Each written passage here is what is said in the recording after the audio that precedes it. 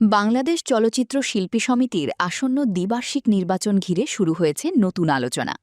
এবার একই প্যানেল থেকে সভাপতি পদে নির্বাচন করতে যাচ্ছেন জনপ্রিয় অভিনেতা বাপ্পারাজ, আর সাধারণ সম্পাদক পদে প্রার্থী হচ্ছেন অভিনেত্রী রুমানা ইসলাম মুক্তি। বিষয়টি সংবাদ মাধ্যমকে নিশ্চিত করেছেন এই দুই শিল্পী। বাপ্পারাজ বলেন, তিনি চেয়েছিলেন তার বাবা কিংবদন্তি অভিনেতা নায়করাজ রাজ্জাকের কবর জিয়ারত করে আনুষ্ঠানিকভাবে সুখবরটি জানাবেন, তবে তার আগেই বিষয়টি গণমাধ্যমে চলে এসেছে। তিনি বলেন, একদিক দিয়ে ভালোই হয়েছে, কারণ সভাপতি পদে প্রার্থী হওয়ার খবর ছড়িয়ে পড়ার পর অনেক শিল্পী ফোন ও বার্তার মাধ্যমে শুভকামনা জানিয়েছেন। বাপ্পারাজ আরও জানান, শিল্পীদের চাওয়ার কারণেই তিনি নির্বাচনে অংশ নেওয়ার সিদ্ধান্ত নিয়েছেন। তার ভাষায়, শিল্পীরা চান আমি যেন শিল্পী সমিতির হাল ধরি, সেই দায়িত্ববোধ থেকেই নির্বাচনে আসছি। অন্যদিকে সাধারণ সম্পাদক পদে প্রার্থী হওয়া নিয়ে ইতোমধ্যে আলোচনায় রয়েছেন অভিনেত্রী মুক্তিও।